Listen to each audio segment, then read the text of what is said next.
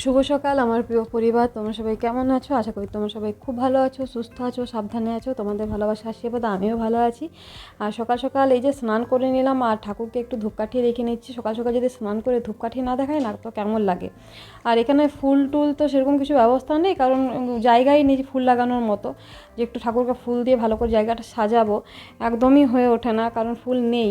তার জন্য আর কি ধূপ সন্ধেই দিতে হচ্ছে। সকাল থেকে ধূপ দেখায় আর বিকেলে সন্ধে প্রদীপ দিই। তো এই করে এখন দিন কাটছে। আর ঠাকুরের জায়গাটাও প্রচণ্ড ছোট, একটু বড় জায়গা হয়, একটু দু চারটে আরও ঠাকুর রাখা যায়, বেশ ভালো লাগে দেখতে, তাই না? মানে ঠাকুর ঘর যত সাজাবে ঘরটাও কিন্তু ততই সাজন্ত লাগে। আর ঠাকুর ঘর ফাঁকা থাকলে না ঘরটাও কীরকম একটা ফাঁকা ফাঁকা টাইপের লাগে। তো ঠাকুরকে একটু ধূপকাঠি রেখে নিলাম, তারপর এই যে রুটি করছি।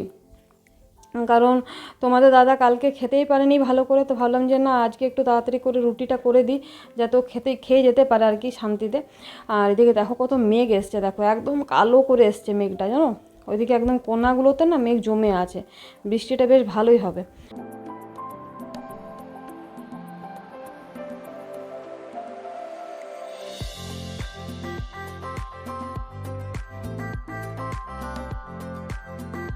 এদিকে তো বৃষ্টি বেশ ভালো জোরে নামিয়ে দিয়েছে, আর এদিকে বাসনগুলো ধুয়ে নিয়েছি, কারণ ডাল হয়ে গেছে, সবজিটা একটা করে নিয়েছি, এখন করলা ভাজা হবে। আর সেরকম কিছু আজ করবো না। তো এদিকে কয়েকটা বাসন আছে, ধুয়ে নিই। রান্না করতে করতে যদি বাসনগুলো না ধুই তাহলে না একদম এক গাড়ি হয়ে যাবে, তখন আরও বিরক্ত লাগবে। তার জন্য কি একদিকে রান্না করি, একদিকে টুকটাক করে বাসনগুলো ধুয়ে নিলে অনেকটাই শান্তি।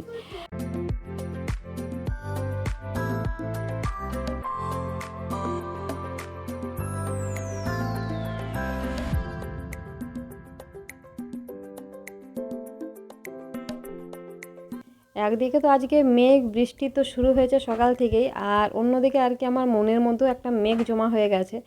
কারণ এই মধ্যবিত্ত সংসারে সব দিকটা ম্যানেজ করা না খুব মুশকিল। বুঝতেই পারছো, এত কম বেতনে সব দিকটা সামলানো প্রচণ্ড চাপে পড়ে যায়। আর তাও মানে ভাড়াটা লাগছে না, এটা সব থেকে আরও বেশি গায়ে লাগছে। ভাড়াটা না থাকলে তাও একটু ম্যানেজ করা যেত, কিন্তু ভাড়াটাতেই তো অর্ধেক বেতন মানে ভাড়াতেই চলে যায় মনে হয়। তো এই হচ্ছে ব্যাপার।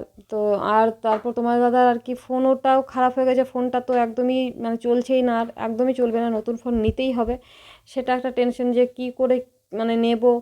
আর এখন ফোনের যা দাম, একদম অনলাইনে দেখছি, কবে থেকে দেখছি, কিন্তু কম জমের মধ্যে ভালো ফোন পাচ্ছিই না। তো দেখছি তবুও যে যদি কমের মধ্যে কোনো ভালো ফোন পাওয়া যায়। তারপর তোমার দাদার আর কি প্যান্ট ছিঁড়ে গেছে, প্যান্ট কিনতে হবে। গাড়িটার ব্যাটারি শেষ হয়ে গেছে, কী দিয়ে স্টার্ট করতে হচ্ছে, লাইটেও মানে লাইটটা আর কি পাওয়ার কমে আসছে, হর্নটা ঠিকমতো হচ্ছে না। তো ব্যাটারি না থাকলে যা হয় আর কি সেইগুলো, তো ব্যাটারিটাও লাগাতে হবে, মানে এক ধাক্কাতে মানে সব এক ধাক্কাতে পড়ে যাচ্ছে আর কি। তো করতেই হবে, যেগুলো করার সেগুলো তো করতেই হবে, কিন্তু একটা মাথার মধ্যে চিন্তা ঘুরছে যে করব কীভাবে, এত কিছু ম্যানেজ একসাথে করব কীভাবে।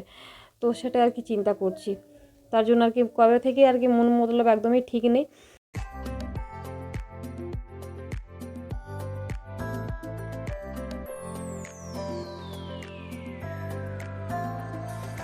তো কিছু করে তো ম্যানেজ করতে হবে, হয়তো এই মাসে কিছু করলাম, ওই মাসে কিছু করলাম, এইভাবে করতে হবে। আর বৃষ্টিটা থামিয়েছিল তখন আমি কাপড়গুলো সব মেলে দিয়েছিলাম আবার, তো যা ভালোই হলো, সব শুকিয়ে গেছে, বেশ ভালোই হয়েছে।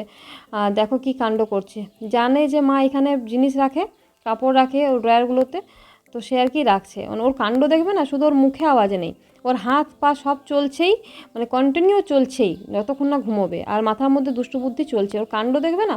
সব কি আর মানে ভিডিও করা হয়, সব ভিডিও করা হয়ে ওঠে না, তার জন্য আর কি মাচিসের কাঠি নিয়ে ও গ্যাস জ্বালাতে যাবে, এই ওর কাণ্ড, মানে আমি চোখের আড়াল করেছি না এক কাণ্ড করে থাকে।